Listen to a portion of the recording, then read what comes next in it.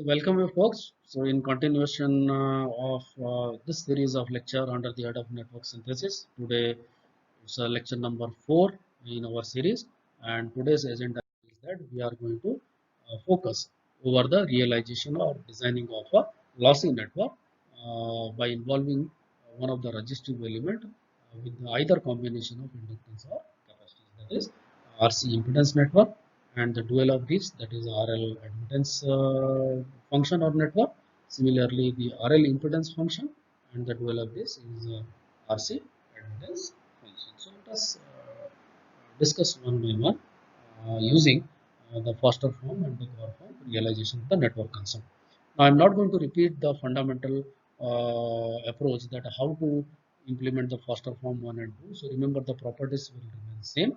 So as far as the RC impedance function is concerned, okay. So remember that the Foster form 1, as far as the Foster form 1 is concerned, it is used to realize either RC type impedance function or the RL type admittance function. Please be noted this, okay, because then in case of Foster form 2, which is the dual of Foster form 1, what will happen? Then Foster form 2 will be used to realize or synthesize the RL type impedance function and the RC type admittance function. Okay, so we will see at a little for I mean in the following slides. Okay, a little later. So let us consider first the RC impedance function. So RC impedance function can be realized with the help of Foster form 1, or you can say that Foster form 1 is used to realize the RC type impedance function and the RL type admittance function. So if there is an impedance function which is a RC type, so R is in parallel with C. So remember, in case of LC impedance network, we take the combination of L. So L is replaced now here R. Rest all combination will be same. So therefore, now you are able to understand that as entire impedance function is concerned, how it will change the configuration of the characteristic of the function. So it is now 1 by C upon S plus 1 by RC. Okay. So therefore, admittance function is 1 upon because R in case of admittance function, now R is in parallel with L. Okay. So here your RC is established in parallel tuning network. So in that case, that will be R dash and L, right? Because C is replaced by the L as far as the duality property is concerned. Okay. Now I have got it. It should be clear. So your Y of L is equal to 1 upon S plus SL plus R, or you can say that you will modify this equation. It is 1 by L upon S plus 1 by RL. Okay. So in this case, your omega is given by 1 by RC as far as the impedance function is concerned, and here it is given by RL. Okay, and the slope is exactly reverse of the omega. So your Foster form 1, if you see that at the origin you got a capacitance, okay, and then at the infinity you will always get the resistance, okay, and in between the parallel tuning network of RC, that is the pair of R1C1, R2C2, and so and so.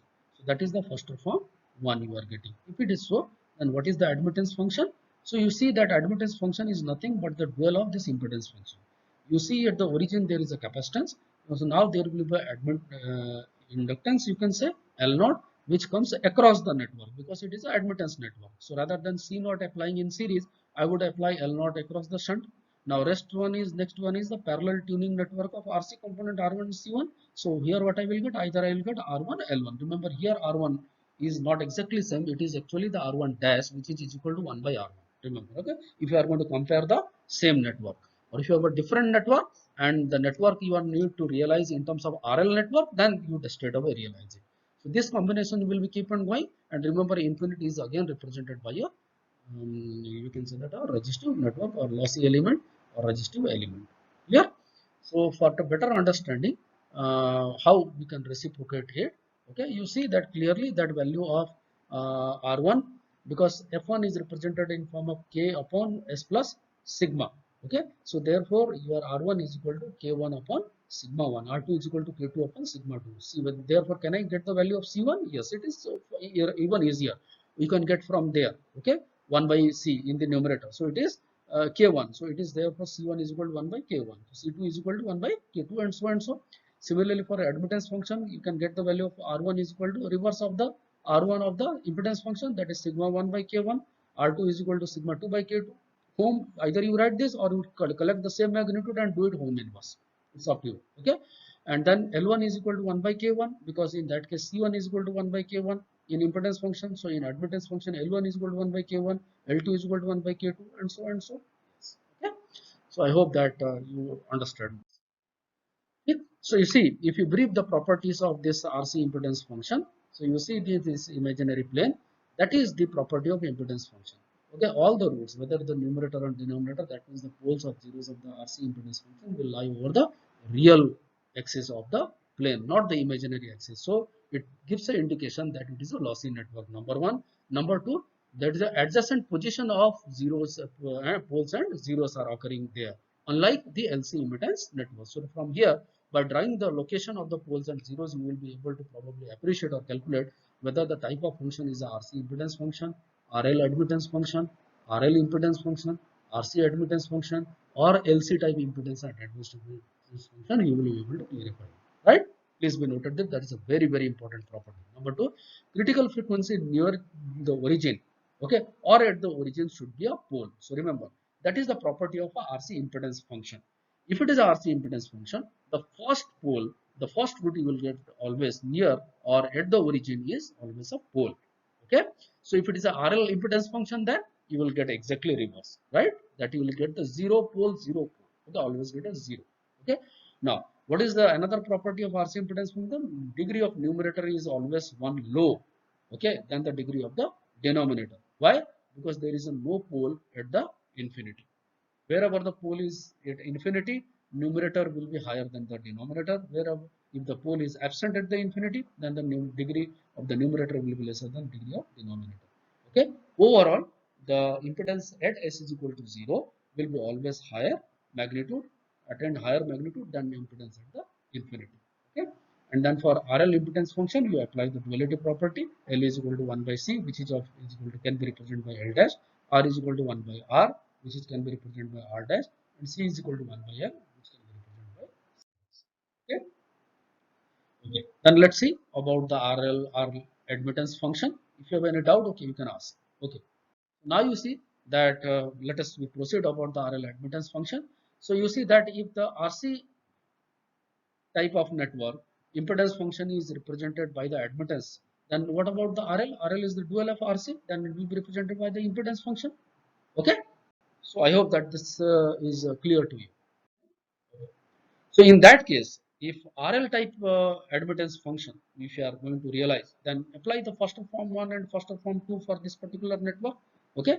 In this case, what you will do? Yes, the first component will be the resistive component which exists at K0, and the last component is K infinity, which is represented by the inductive component as far as the first form 1 is concerned. In case of first form 2, what you will do? That your R0 is nothing but is the resistance applied across the shunt, because in form 1 it is an impedance function you will get in cascade network, serial network, and form 2 is always represented in terms of admittance network, so you are getting always shunt. In case of series, your RL is the basically parallel tuned network. So in case of impedance function, I'm sorry, so in case of admittance function, when you will realize first form 2, so all RL are the series tuning network, okay, and come across, fine. So RL is the series impedance network in case of parallel tuning network in case of impedance function to realize first form 1. Okay. So similarly, the RC will be the used to realize using the admittance function in terms of first form 2 by or applying the first form 2. Right. So in this case, if you see the property of the RC admittance function, okay. So in that case, if you see that the first you are getting a 0, and then you are getting a pole, then you are going adjacent 0. So there is all the odd terms, okay, are the zeros, and all the even terms are the poles. But we noted that at the origin, to the origin of the S plane, there is always a 0. So that is the indication of the RL type impedance function to realize the first form 1, and the equivalent RC admittance function you can realize in terms of the first form 2. Okay. So with this, I think this approach is clear. So in the next lecture, we are going to conclude our discussion as far as the network synthesis is concerned.